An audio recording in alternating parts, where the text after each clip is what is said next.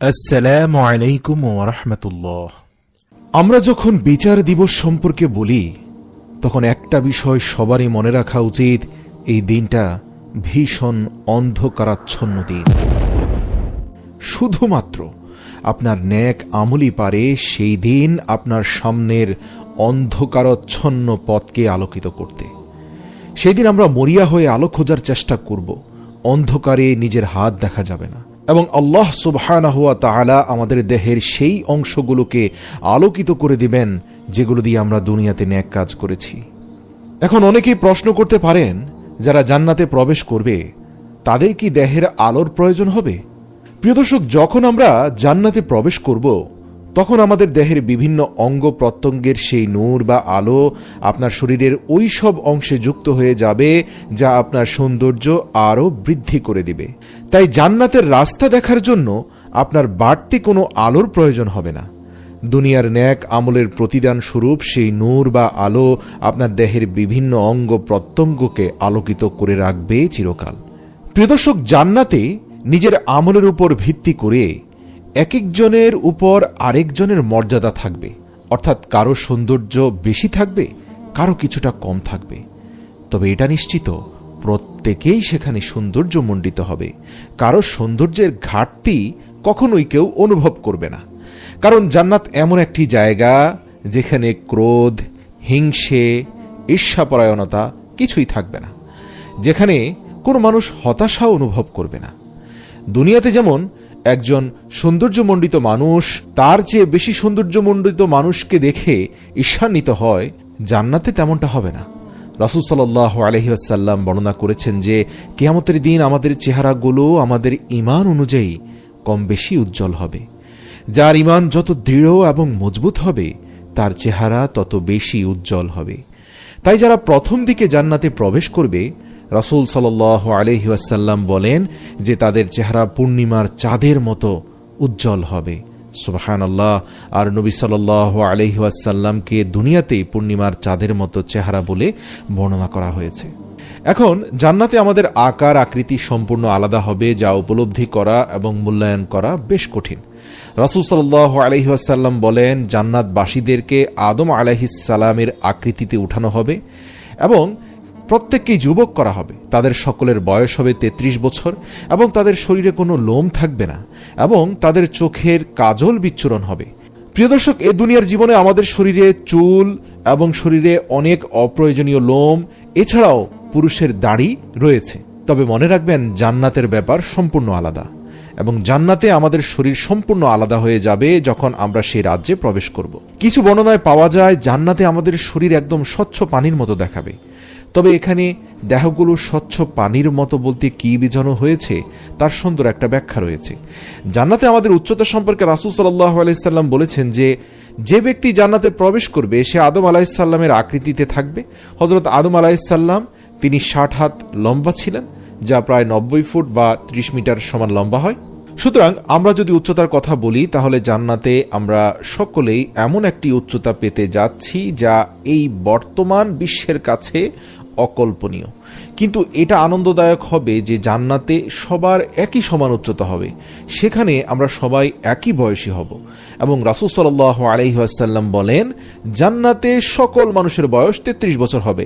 এখন জান্নাতের জীবনে এই বয়সকে আল্লাহ সুবহানাহু ওয়া তাআলা প্রাথমিক বয়স হিসাবে বর্ণনা করেছেন, যা আপনার সর্বোচ্চ বয়স। কেননা জান্নাতের 33 বছর এই দুনিয়ার জীবনের 33 বছরের মতো নয়। এই দুনিয়ার প্রতি বয়সের সাথেই অপূর্ণতা রয়েছে, কিন্তু জান্নাতের মূল বিষয় হলো আমরা সবাই মধ্যবয়সী হব আর আমরা সেখানে সর্বদা আনন্দ এবং উল্লাসে মেতে থাকব। সুবহানাল্লাহ। অতএব আমরা সবাই আদম আলাইহিস সালামের সমান উচ্চতা নিয়ে জান্নাতে প্রবেশ করব। আমরা ইউসুফ আলাইহিস সালামের সৌন্দর্য নিয়ে জান্নাতে প্রবেশ করব। আমরা ঈসা আলাইহিস সালামের মতো বয়স নিয়ে জান্নাতে প্রবেশ করব এবং জান্নাতে আমরা সবাই মুহাম্মদ সাল্লাল্লাহু আলাইহি ওয়াসাল্লামের সঙ্গী হব। জান্নাতবাসীদের বয়স সম্পর্কে একটি সুপরিচিত হাদিস রয়েছে। একদা এক বৃদ্ধা নারী মুহাম্মদ সাল্লাল্লাহু আলাইহি ওয়াসাল্লামের নিকট গমন করে রাসূল সাল্লাল্লাহু আলাইহি ওয়াসাল্লামের নিকট দোয়া চেয়ে বললেন, ইয়া রাসূলুল্লাহ, দোয়া করুন যেন আমি এই বৃদ্ধা হওয়ার পরেও জান্নাতে প্রবেশ করি। আল্লাহ রাসূল সাল্লাল্লাহু আলাইহি ওয়াসাল্লাম তাকে বললেন, হে বৃদ্ধা নারী, তুমি যখন জান্নাতে প্রবেশ করবে তখন তুমি আর বৃদ্ধা থাকবে না, তখন তুমি যুবতী হয়ে জান্নাতে প্রবেশ করবে।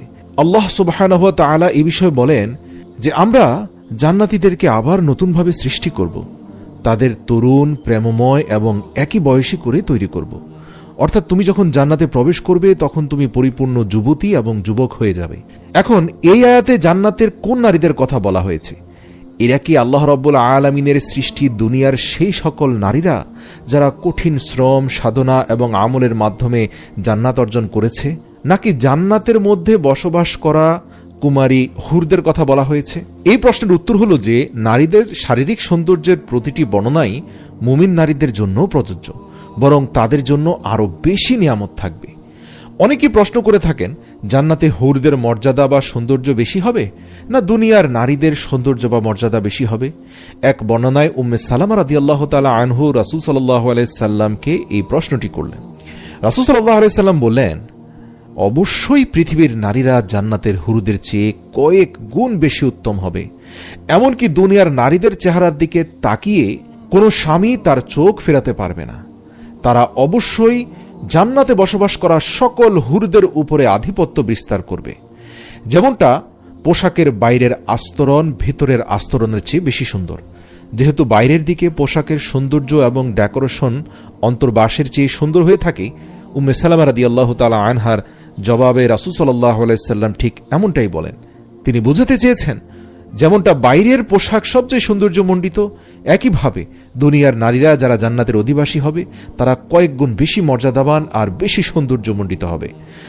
আর এর ব্যাখ্যায় রাসূল সাল্লাল্লাহু আলাইহি সাল্লাম বলেন, তাদের নামাজের কারণে, তাদের রোজার কারণে এবং তাদের সবরের কারণেই তারা আল্লাহর কাছে জান্নাতি হুরদের উপরে শ্রেষ্ঠত্ব অর্জন করবে। প্রিয় মুসলিম ভাই ও বোনেরা, অতএব মুমিন নারীরা যারা জান্নাতে প্রবেশ করবে তাদের সাথে তাদের সৃষ্টিগত সৌন্দর্য থাকবে এবং তাদের ইবাদতের সৌন্দর্য থাকবে। তাদের উপাসনা এবং ধার্মিকতার সৌন্দর্য তার পাশাপাশি যুক্ত হবে জান্নাতের আল্লাহ রাব্বুল আলামিনের তরফ থেকে দেওয়া বিশেষ সৌন্দর্য। হযরত ইবনে আব্বাস রাদিয়াল্লাহু তাআলা আনহু বলেন, যদি কোনো জান্নাতি হুর আকাশ ও পৃথিবীর মাঝে তার হাতের কবজি দেখায় তাহলে সমগ্র সৃষ্টি তার সৌন্দর্যে মুগ্ধ হবে, এবং যদি সে তার পর্দা বা তার পোশাক দেখায় এটা সূর্যের আলোকেও হার মানাবে, এবং যদি সে তার চেহারা উন্মোচন করে তবে এর সৌন্দর্য আকাশ ও পৃথিবীর মধ্যবর্তী সবকিছুকে আলোকিত করবে। সুবহানাল্লাহ।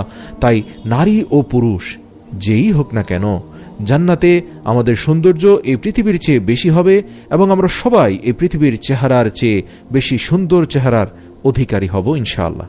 শুধু সৌন্দর্যই নয়, জান্নাতে আমাদের শরীরের কার্যকারিতাও আলাদা হবে।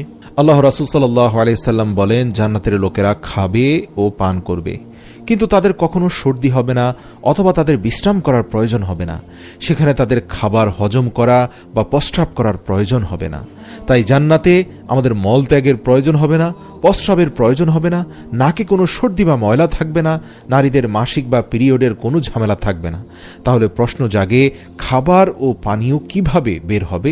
এখানে আমাদের মনে রাখতে হবে জান্নাতের মেকানিজম এবং পদ্ধতি অনেক আলাদা। তাই সেখানে আল্লাহ রাব্বুল আলামিনের হিকমতও অনেক বিশাল এবং ভিন্ন।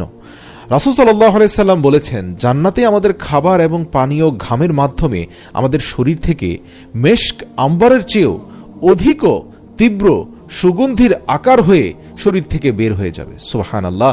যা আমাদেরকে আল্লাহর প্রশংসা করতে অনুপ্রাণিত করবে। সেখানে গরম বা অস্বস্তি অনুভব হবে না এবং বদহজম থাকবে না।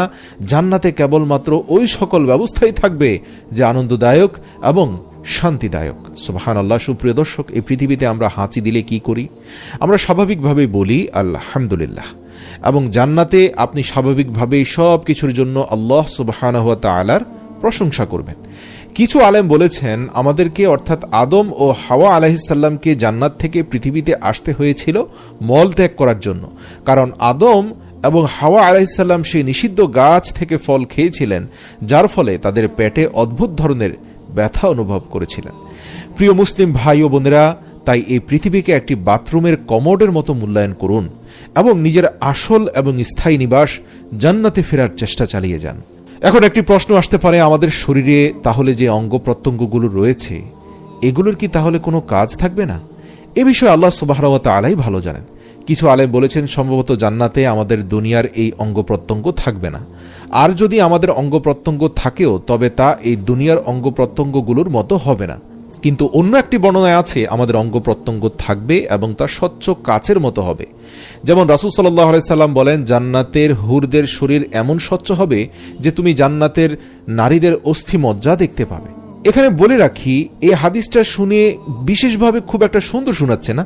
যেমন ধরুন, চামড়ার ভেতরের অস্থিমজ্জা দেখতে পারাটা কোনো সৌন্দর্যের বহিঃপ্রকাশ নয় বলে আপাত দৃষ্টিতে মনে হয়, তবে জান্নাতে সেটা অত্যন্ত সৌন্দর্যমণ্ডিত হবে, এতে কোনো সন্দেহ নেই।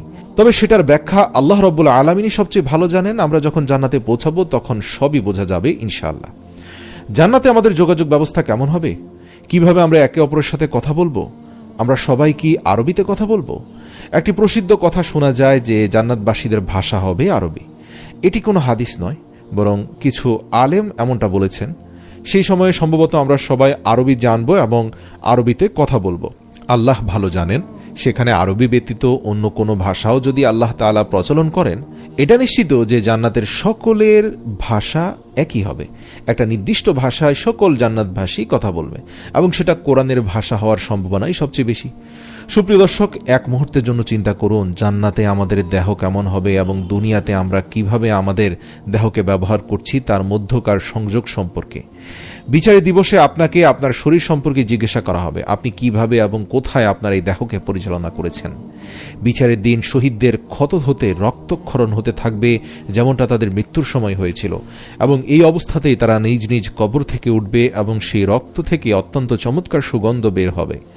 আর দুনিয়াতে আপনি আল্লাহর নিকট প্রার্থনা করুন তিনি যেন আপনার চরিত্রকে তেমনই সুন্দর করে দেন যেমন সুন্দর করে তিনি আপনাকে সৃষ্টি করেছেন।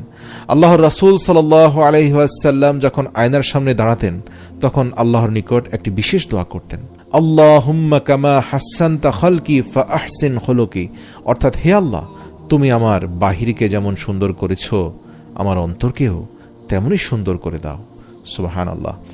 দর্শক, জান্নাতে আপনাকে অপরূপ সৌন্দর্য দান করা হবে আপনার সুন্দর চরিত্রের কারণে, এবং এর মধ্যে একটি নিদর্শন রয়েছে যে আপনি যদি আপনার ভেতরটা সুন্দর করার ব্যাপারে গুরুত্ব দেন তবে আল্লাহ আপনার বাহিরের সৌন্দর্যকে এমনভাবে বৃদ্ধি করে দেবেন যা আপনি কল্পনাও করতে পারবেন না। সুবহানাল্লাহ।